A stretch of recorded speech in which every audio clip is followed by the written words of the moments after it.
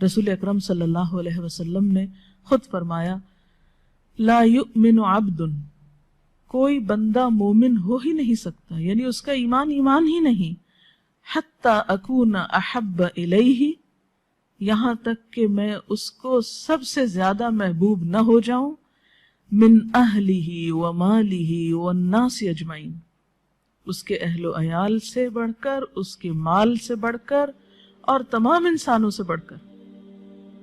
ایک اور روایت میں آتا ہے فوالذی نفسی بیدہ، پس قسم ہے اس ذات کی جس کے قبضے میں، جس کے ہاتھ میں میری جان ہے، یعنی اللہ رب العزت کی قسم، لا یؤمن احدکم، تم میں سے کوئی شخص مومن ہی نہیں ہو سکتا۔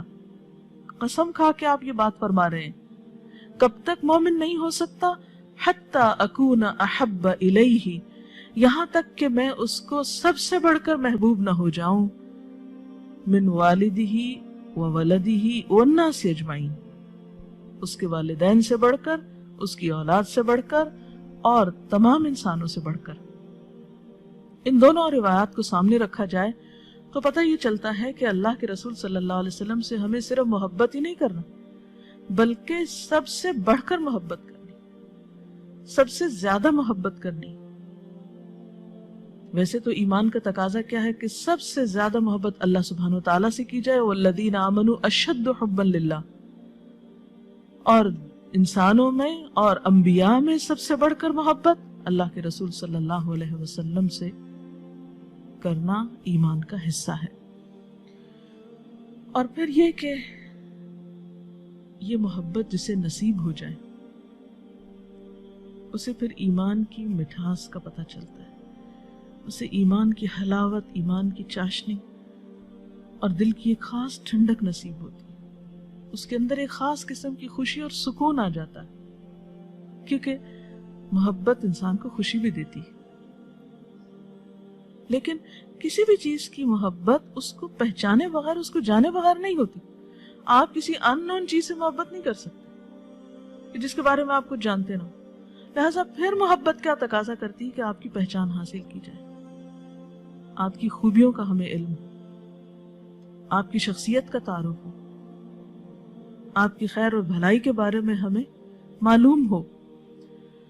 اور جب ایسی محبت انسان کو نصیب ہوتی ہے تو اسی کے بارے میں آپ صلی اللہ علیہ وسلم نے فرمایا 3 چیزیں جس شخص میں ہوں گی، جس انسان میں ہوں گی، وہ ان کے سبب سے ایمان کا لطف اٹھا لے گا۔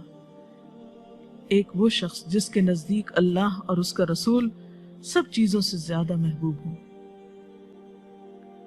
اور یاد رکھیے کہ اس محبت کا صلہ انسان کو صرف دنیا میں ہی نہیں ملتا کہ انسان کو ایک خاص قسم کی خوشی نصیب ہو، انسان کے لیے عمل کے رستے آسان ہو جائیں، کیونکہ وہ کام جو انسان مارے بندے کرتا ہے وہ اس کے اوپر ایک بوجھ ہوتا ہے، لیکن جو کام انسان محبت سے کرتا ہے، خوشی سے کرتا ہے، وہ کتنا بھی بڑا کام ہو، کتنا بھی مشکل کام ہو، وہ اس کے لیے آسان کر دیتا ہے۔ محبت بڑے بڑے فاصلے طے کر دیتی ہے، محبت بڑی بڑی مشکل چیزوں کو بہت آسان کر دیتی، لہٰذا آپ سے محبت واجب قرار دی گئی۔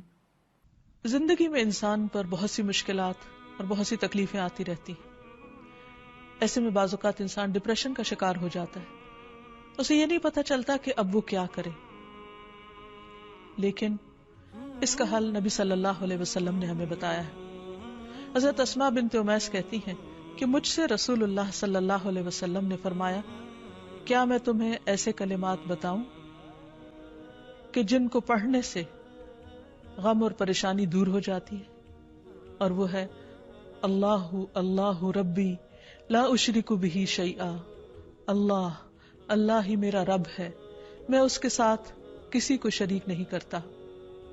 جب انسان کثرت سے اس کی تکرار کرتا ہے تو بڑے سے بڑا رنج اور غم دور ہو جاتا ہے، کیونکہ نبی صلی اللہ علیہ وسلم نے جو بھی ہمیں تعلیم دی ہے وہ دراصل اللہ سبحانہ تعالیٰ ہی نے آپ کو دی تھی۔